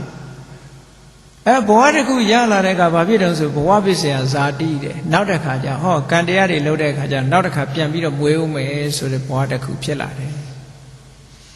ဆိုတော့ဗုဒ္ဓမြတ်စွာကဘဝကိုတရုပ်ဖော်တယ်တုတ်တန်ကပဲတရုပ်ဖော်တာဖြစ်စေအဘိဓမ္မာကတရုပ်ဖော်တာပဲဖြစ်စေတထထဲပဲပရိစ္ဆသမုပ္ပါဒ်ဒီဘဝအကြောင်းကိုရှင်းပြတာအဲ့တော့ဒီပရိစ္ဆသမုပ္ပါဒ်ဟာဒီဘဝအကြောင်းရှင်းပြတာကဝိညာဉ်နာယုတ်တလရဏဖတ်တဝေဒနာတဏှာဥပါဒံဘဝဒါဒီဘဝအကြောင်းရှင်းပြတာဒီနေရာနဲ့ပတ်သက်ပြီးတော့လေinterpretation problem ပေါ့ problem of interpretation ပေါ့ဒီဗုဒ္ဓရဲ့သာသနာတော်မှာလည်းပဲတရားဓမ္မနဲ့ပတ်သက်ပြီးအငြင်းပွားမှုတွေပေါ်လာတာရှိဘုန်းကြီးတို့ဂျာမနီသွားတော့ပဲမြူနစ်မှာဘုရားဘာသာကိုလေ့လာနေတဲ့အုပ်စုတစ်ခုရှိတယ်အဲ့ဒီအုပ်စုကဘုန်းကြီးတစ်ပါးကဟောထားတဲ့တရားတစ်ခုကဘာဟောထားတော့ဆိုပရိစ္ဆသမုပ္ပါဒ်နဲ့ပတ်သက်ပြီးတော့ပရိစ္ဆသမုပ္ပါဒ်ဟာတဲ့အတိတ်ဘဝအနာဂတ်ဘဝပစ္စုပန်ဘဝလို့ဘဝသုံးခုကိုရှင်းပြတဲ့ဟာမဟုတ်ဘူးပရိစ္ဆသမုပ္ပါဒ်ဟာဒီဘဝနဲ့သာဆိုင်တယ်အတိတ်နဲ့လည်းမဆိုင်ဘူးအနာဂတ်နဲ့လည်းမဆိုင်ဘူးလို့အဲ့ဒီဘုန်းကြီးဟောထားတယ်ဗမာဘုန်းကြီးတော့မဟုတ်ဘူးထိုင်းနိုင်ငံဘုန်းကြီးတွေပါဟောတာအဲ့သူတပည့်တွေအဲ့တော့ပရိစ္ဆသမုပ္ပါဒ်ဟာသူတို့ကအတိတ်မပါဘူးလို့ယူဆကြတယ်သို့တော့ပရိစ္ဆသမုပ္ပါဒ်ဆိုတာဟာတန်တရားကိုရှင်းပြတာဖြစ်သောကြောင့်ပစ္စုပန်ဘဝတစ်ခုတည်းဆိုရင်တန်တရားမဖြစ်တော့အဲ့တော့ပစ္စုပန်ဘဝတစ်ခုတည်းဆိုရင်အကြောင်းတရားလည်းပြတ်နေတော့မှာပေါ့အဲ့ဒါကြောင့်မလို့ဘုန်းကြီးတို့ထေရဝါဒယူဆချက်ထေရဝါဒတရားတော်တွေရဆိုလို့ရှိရင်ဒီ၄ပိုင်းမဟုတ်လားစတုသင်္ခေပ၄ပုံပုံပြီးတော့ဟောထားတာအလွှာ၄ထပ်ပရိစ္ဆသမုပ္ပါဒ်ဟာအပိုင်း၄ပိုင်းရှိတယ်ပထမပိုင်းကအတိတ်အကြောင်းကိုဟောတယ်ဒုတိယပိုင်းကပစ္စုပန်အကျိုးတရားကိုဟောတယ်တတိယပိုင်းကပစ္စုပန်အကြောင်းတရားကိုဟောတယ်နောက်တစ်ပိုင်းကအနာဂတ်အကျိုးတရားကိုဟောတယ်လို့ဒီလိုအပိုင်း၄ပိုင်းနဲ့သုံးဘဝကိုရှင်းပြတယ်တန်တရားကိုရှင်းပြတယ်ပရိစ္ဆသမုပ္ပါဒ်ဒေသနာကို interpretation လုပ်ပြီးတော့ဒီပရိစ္ဆသမုပ္ပါဒ်ဟာအတိတ်နဲ့လည်းမဆိုင်ဘူးအနာဂတ်နဲ့လည်းမဆိုင်ဘူးပစ္စုပန်သာလို့ဒီလိုဟောပြောမှုတွေဟာအခုချိန်မှာပေါ်နေတယ်ဒီလိုပေါ်ရတာဘာကြောင့်ပေါ်လာလို့ဆိုတော့ဘုရားရဲ့စာပေကျမ်းဂန်နဲ့ပတ်သက်ပြီးတော့အဲ့ဒါခြေနဲ့လေးလာတာမရှိလို့ဒီလိုပြောရမှာပဲကြာကြာနာနာသင်ဖို့နားလည်အောင်လုပ်ဖို့အမတန်မှအရေးကြီးပါတယ်တရားတွေဟာနောက်ပိုင်းမှာဒီပြဿနာတွေမြောင်များစွာတက်လိမ့်မယ်အခုဆိုရင်ပိုဆိုးတယ်အင်တာနက်တွေတို့ website တွေတို့ပေါ်လာတဲ့အခါကျတော့ဟိုလူကလည်းဗုဒ္ဓဇင်းဆိုပြီးကောက်တင်လိုက်ဒီလူကလည်းဗုဒ္ဓဇင်းဆိုပြီးတော့ကောက်တင်လိုက်ပြီးတော့ဗုဒ္ဓဇင်းမဟုတ်ဘူးကိုယ့်ရဲ့အတွေ့အခေါ်တွေကြီးပဲဒီဗုဒ္ဓဘာသာဗုဒ္ဓရဲ့တရားတော်အစစ်ကိုကြည့်ချင်လို့ရှိရင်ထေရဝါဒပိဋကမူရင်းပါဠိကိုလေ့လာမူရင်းကိုလေ့လာနိုင်ရလေ့လာဖို့ကြိုးစားရအဲ့ဒါမလေ့လာပဲနဲ့အပေါ်ယံစာတွေဖတ်ပြီးတော့ဗုဒ္ဓဇင်းလို့ခေါင်းစဉ်တက်ထားတဲ့စာအုပ်တွေဖတ်ပြီးဆိုရင်တော့မိစ္ဆာဒိဋ္ဌိဖြစ်ဖို့တွေတော်တော်များဇူလိုင်လတုန်းကစင်ကာပူကိုသွားပြီးတော့မှသင်တန်းပို့ချတော့တခါတယောက်ကအဲ့ဒီအင်တာနက်ကနေပြီးဒေါင်းလို့လုပ်ထားတဲ့ဆောင်းပါးတစ်ခုကိုလာပေးတယ်ပေးပြီးတော့ဆရာတော်တဲ့အဲ့ဒီအမေကိုတပည့်တော်ဖြည့်ပေးပါတဲ့အဲ့ဒီမှာအင်တာနက်ထဲမှာဘုန်းကြီးတစ်ပါးကဗာရေးထားတော့လို့ဆိုတော့တုတ်တန်တွေကိုကိုးကားပြီးတော့သူကသောတာပန်မဖြစ်ဖဲနဲ့သဂရကံကြော်ဖြစ်လို့ရတယ်တဲ့အနာကံလည်းကြော်ဖြစ်လို့ရတယ်ယဟန္တာလည်းကြော်ဖြစ်လို့ရတယ်တဲ့သောတာပန်ဖြစ်เสียမလို့ဘူးတဲ့တခါတည်းတန်းပြီးအနာကံဖြစ်လို့ရတယ်တဲ့သဂရကံလည်းဖြစ်ဖရာတရားတော်ဖားခုံတယ်လို့ခုံလို့ဘယ်လိုလုပ်ရအဲ့ဒါကိုအကိုအကားရှိရင်ဆရာတော်တပည့်တော်မိတ်ရှိပါတဲ့အဲ့ဒါဖြစ်နိုင်မဖြစ်နိုင်ဆိုပြီးတော့အဲ့ဒါအင်တာနက်ထဲမှာတင်ထားတယ်ရှိသူရည်ညွှန်းတဲ့တုတ်တွေကဥက္ခဆိုတဲ့တုတ်ကိုရည်ညွှန်းတယ်အဲ့ဒီဥက္ခတုတ်ကတကားသူပြောတာသူဟာတဲ့တ တန်ရောစဉ်၅ပါးကိုဩရပါကိယတန်ရောစဉ်၅ပါးကိုပယ်ထားတဲ့အနာဂံပုဂ္ဂိုလ်ဖြစ်ပါတယ်လို့ပြောတော့သူ့ကိုသူအနာဂံတန်းဖြစ်တယ်လို့သူကယူဆတယ်မဟုတ်ဘူးလေသူ့ position သူပြောတာဒါကဒေါက်တာဘွဲရထားတဲ့လူတယောက်ကနေသူ၄တန်းအောင်ပါတယ်လို့ပဲလှုပ်ပြောပါမလို့နော်အမြင့်ဆုံးဘွဲပဲပြောမှာပေါ့အခုလည်းသူသောတာပန်ဖြစ်တာသူပဲပြောမလဲသက္ကရာကံဖြစ်တာပဲပြောမလဲသူအခုရောက်နေတဲ့အဆင့်ကိုပြောတာအနာဂံအဲ့ဒါကို interpret လုပ်တဲ့အခါကျဘာလို့တုံးဆိုရင်သောတာပန်သက္ကရာကံမဖြစ်ဘဲနဲ့အနာဂံဖြစ်လို့ရတယ်ပေါ့ဒီတုတ်ကြည့်ဆိုပြီးတော့ဟောအဲ့ဒီလူပြဿနာမျိုးတွေဒီခေတ်မှာတော်တော်များလာလိမ့်မယ်နောက်ပြဿနာတက်เสียတစ်ခုရှိသေးတယ်အောက်ကန္တတန်ယုတ်ဆိုတာရှိတယ်အဲ့ဒီအောက်ကန္တတန်ယုတ်ထဲမှာမြတ်စွာဘုရားကဟောထားတာက possible impossible ကိုဟောတာဆိုပါစို့သောတပတ္တိမဲ့ကြပြီးရင်ဖိုးဟာ definitely surely ပဲသူတခါတည်းလာမယ်ဆိုတာကိုမြတ်စွာဘုရားဟောခြင်းတယ်ဟောတဲ့အခါမှာဘယ်လိုဟောတာတော့ဆိုရင်သောတပတ္တိ message ချပြီးတဲ့နောက်မှာတဲ့ဒီပုဂ္ဂိုလ်ဟာဒီကြားထဲမှာဘယ်တော့မှမသေးနိုင်ဘူးသောတပတ္တိဖိုးမကြပဲမသေးဘူးလို့ပြောတာအဲ့တော့ဘယ်လိုတွေတွေးတုံဆိုလို့ရှိရင်message ချထားတာဟိုးလွန်ခဲ့တဲ့၄နှစ်က message ချတာဖိုးစိတ်မကြသေးဘူးနောက်၅ဆယ်နှစ်လောက်နေမှာဖိုးစိတ်ကြတယ်လို့ဒီလိုပြောတဲ့ပုဂ္ဂိုလ်ဟာရှိသေးတယ်အဲ့ဒါကိုကြည့်ပြီ message နဲ့ဖိုးစိတ်ဆိုတာကပ်ပြီးတော့နေတာချက်ချင်းအကာလီကောဆိုတာအဲ့ဒါပြောတာအခု message ဖြစ်နောက်ထပ်ဖိုးစိတ်ကပ်ပြီးတော့ဖြစ်သွားတာချက်ချင်းအကျိုးပေးတာကိုအကာလီကောချိန်မဆိုင်ဘူး message ပြီးတာနဲ့တပြိုင်နက်ဖိုးစိတ်ကအနတ္တတတ္တိနဲ့ခြေစုပ်ပြုတယ်ကြားထဲမှာဘာမှမချဘူးသို့တော့ဗမာပြည်မှာတောင်တစ်ခါကြားလိုက်သေးတယ်လေသူသောတပတ္တိမဲ့ကြနာကြပြီတဲ့ဖိုးမကြသေးလို့တဲ့ဆိုင်းနေရဖိုးဘယ်တော့မှကြားမှာလည်းမဟုတ်ဘူးအဲ့ဒါမျိုးတွေအဲ့တော့အဘိဓမ္မာဟာစ조사ပြီးတော့သင်လိုက်ပါတယ်အဘိဓမ္မာမတတ်ဘူးဆိုလို့ရှိရင်မှားမှားယွင်းယွင်းတွေမြောင်များစွာဖြစ်ပေါ်လာမယ်ထို့သုတ်တံပါဠိတော်တွေတာမန်ကအပေါ်ယံကြည့်ပြီးတော့ဆိုလို့ရှိရင်ဒီမှားယွင်းတဲ့အယူဆတွေမှားယွင်းတဲ့ဘာသာပြန်ဆိုမှုတွေဒါမျိုးတွေဟာသာသနာနောက်ပိုင်းမှာအန္တရာယ်ချီးစွာဖြစ်ပေါ်လာနိုင်တဲ့အနေအထားတွေရှိပါတယ်။ဒါကြောင့်မို့လို့အခုဒီလိုအဘိဓမ္မာမှာသိပ္ပံဖွင့်ပြီးတော့ဒီအဘိဓမ္မာတရားတော်ကိုမူရင်းချမ်းကြီးတွေကိုဒီလိုလေ့လာရတယ်ဆိုတာအမတန်မှကောင်းတဲ့အခွင့်အရေးကြီးတစ်ခုမြန်မာပြည်မှာတခြားနိုင်ငံတွေမှာတောင်မရနိုင်တဲ့အခွင့်အရေးမျိုးမြန်မာပြည်မှာအခုဒီအခွင့်အရေးကြီးတစ်ခုပေါ်လာတယ်ဆိုတာအလွန်ကိုတကယ်ဝမ်းသာစရာကောင်းတဲ့အချက်တစ်ခုပါသာသနာတော်အတွန်းရှိဖို့အတွက်ဒါလူတိုင်းဟာအသိဉာဏ်ရှိဖို့အမတန်မှအရေးကြီးပါတယ်မြတ်စွာဘုရားဟောထားတဲ့တရားတော်တွေနဲ့ပတ်သက်ပြီးမိမိတို့လက်လန်းမမှီသေးလို့ရှိရင်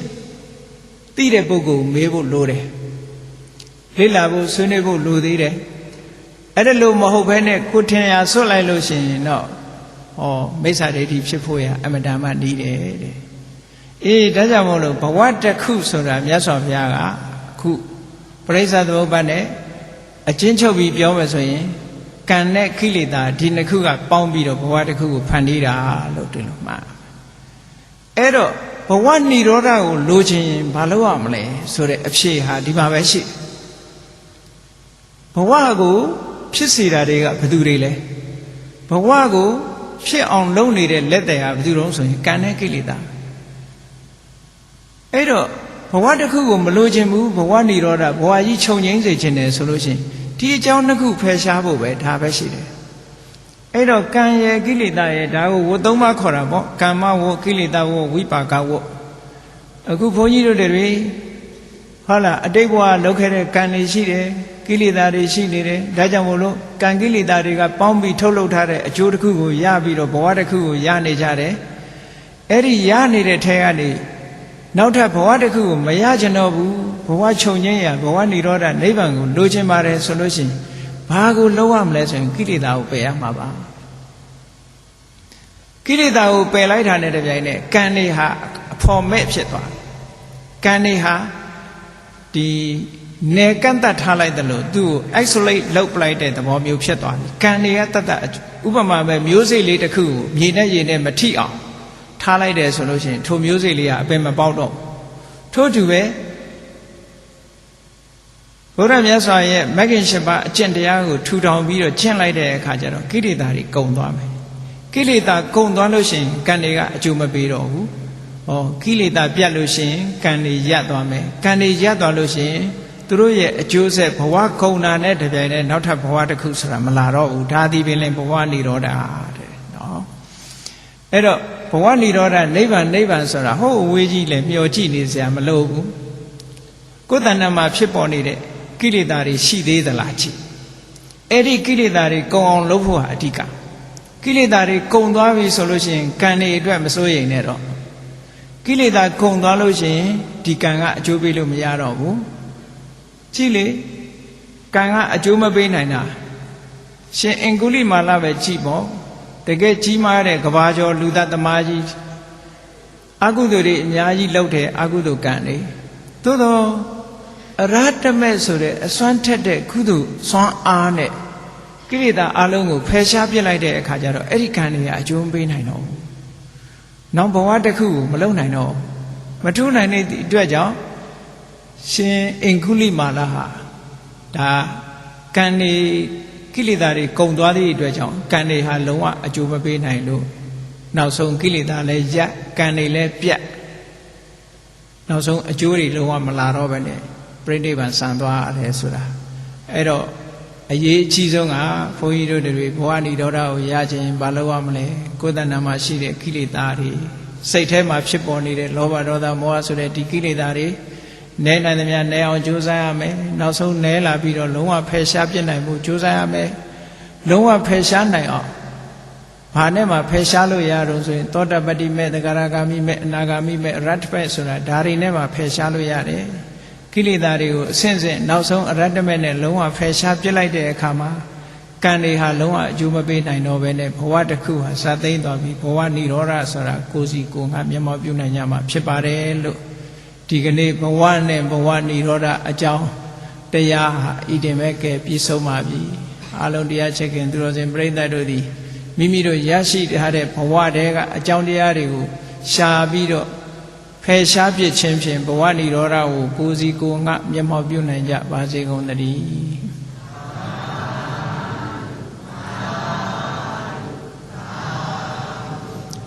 ကဲမေတ္တာပို့ရတတ္တဝါများစွာဘေးရန်ကွာချမ်းသာကြပါစေတတ္တဝါများစွာဘေးရန်ကွာချမ်းသာကြပါစေမေတ္တာရေချမ်းသွန်ကားဖြံငြိမ်းချမ်းကြပါစေမေတ္တာရေချမ်းသွန်ကားဖြံငြိမ်းချမ်းကြပါစေသက်ရှိချမ်းပါစိတ်ချမ်းသာလူရဆန္ဒပြည့်ပါစေဓမ္မောတရံပိဝေတဝါနဝိသာတဗ္ဗေတမုဟတာအာဇရမရာတိတိဘာဝံနိဗ္ဗာနံယန္တုသာရောဓမ္မောတရံလောဘဒေါသမောဟစိတ်တောက်ကင်းပြောက်ကြည်တရားစေကိုပိဝေတဝါဝန္တာရှင်ပြတောက်ကြရအနာကြရကုန်သောကြောင့်ဝိသာတဗ္ဗေပူဇာညစ်နောက်ကိလေသာစိတ်တောက်ဟုသမျှတို့သည်သမုဒ္ဒပိဉ္စဘဲတွင်ရေမတင်တဲ့ကဲ့သို့ကင်းစင်လွင်ပြောင်းပေမရောက်အောင်ပယ်ဖြောင်းအပ်ကုန်သည်ဟွန်တုစင်စစ်မသွေဖြစ်ကြပါစေကုန်သတည်းအာဇရမရံအိုခြင်းလဲကွာနာခြင်းလဲကင်းသေးခြင်းလဲရှင်းထသောတိတိဘာဝံကိလေသာဟုအပုခတ်သိင်ကင်းခြင်းရာအစဉ်ဖြစ်ပေထသောနိဗ္ဗာန်နိဗ္ဗာန်ဟုခေါ်အေးမြူတော်သို့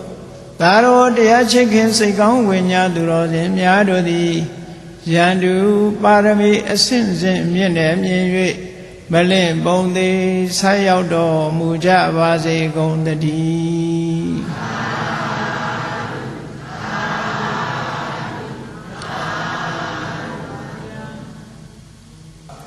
ကဲလိုက်အရှင်ဖေယဖေယတပိတော်တို့သည်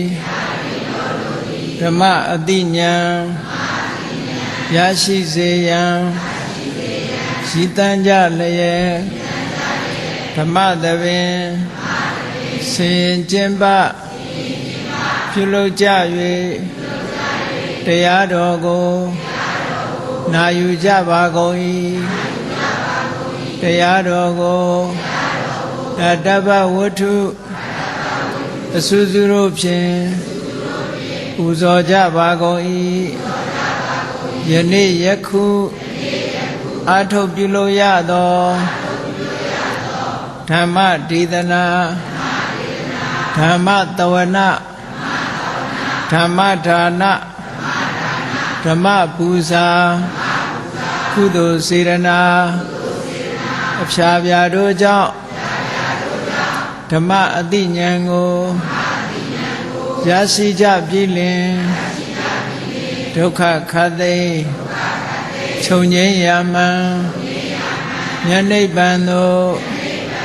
လင်းမြန်ဆောစွာကိုယ်စီကိုယ်ငါမျက်မှောက်ပြုကြရပါလိုကုန်၏ဤကောင်းမှုဤအဖို့ဘာကကိုအမိအဖအဖိုးအဖွားဆရာသမားမဆာ၍ကဘာသူကဘာသားလူနတ်မြမတတ္တဝါအများတို့အားအမြဝေငှပါကုန်၏ကုသိုလ်အမြကိုယ်စီရကြကုန်သည်ဖြစ်၍ကိုယ်စိတ်နှဖျားချမ်းသာကြသည်ဖြစ်ကြပါစေကုန်သတည်း